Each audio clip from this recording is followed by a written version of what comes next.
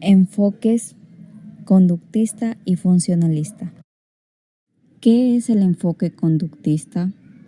Es una corriente de la psicología que estudia la conducta o comportamiento observable de personas y animales a través de procedimientos objetivos y experimentales.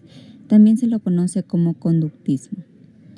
Principales términos del conductismo es el estímulo, respuesta, condicionamiento, refuerzo y castigo. Las principales características de esta conducta es que determina que las personas se pueden influenciar a través de las estimulaciones. Establece que los estímulos producen respuestas, por ello forman una relación causal. Implementa el método experimental, por ejemplo, los experimentos de Watson del pequeño Albert.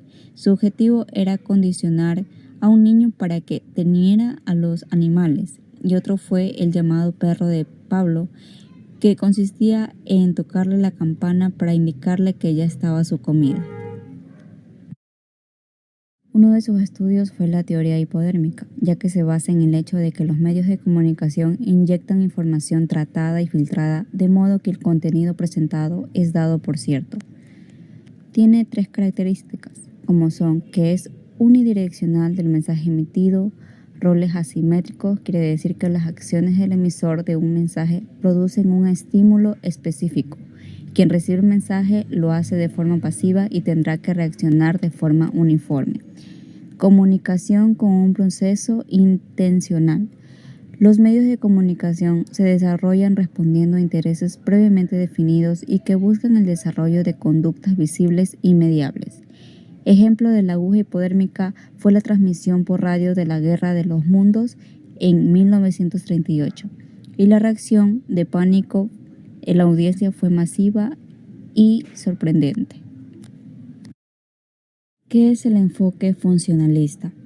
El funcionalismo es una corriente de pensamiento que plantea que los fenómenos sociales se pueden entender mejor mediante el estudio de las funciones que estos cumplen en una sociedad y en la forma en que se relacionan con otros elementos de la sociedad. Como características tenemos que estudia la sociedad sin tener en cuenta su historia, sino tal y como se la encuentra. Estudia la cultura y demás hechos sociales en función de cómo se organizan para satisfacer las necesidades de un grupo humano. Laswell identifica 3 funciones sociales de los medios de comunicación. 1. Supervisión del entorno. 2. Relación de los componentes de la sociedad para producir una respuesta al entorno. 3. Transmisión de cultura. Lassenfer y Merton añaden una 4ª función, que es el entretenimiento. Como uno de sus estudios es la teoría de los 2 pasos.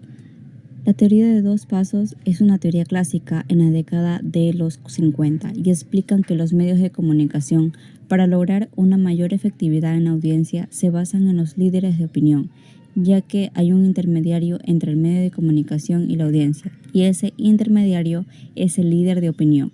El medio de comunicación en la sociedad conviven en grupos, y en que en esos grupos van a identificar personas con una participación activa y personas pasivas comunicacionales.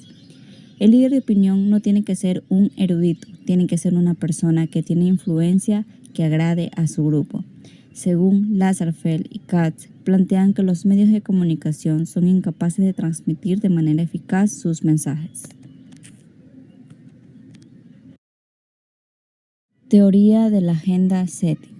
La agenda setting postula que los medios de comunicación de masas tienen una gran influencia sobre el público al determinar qué historias poseen intereses informativos y cuánto espacio e importancia se les da.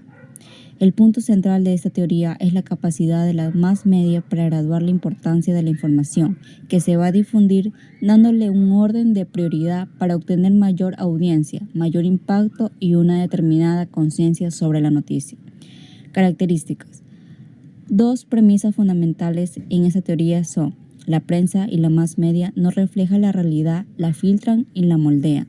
2. El enfoque de medios sobre ciertos aspectos llevan al público a pensar que son las más importantes en el acontecer.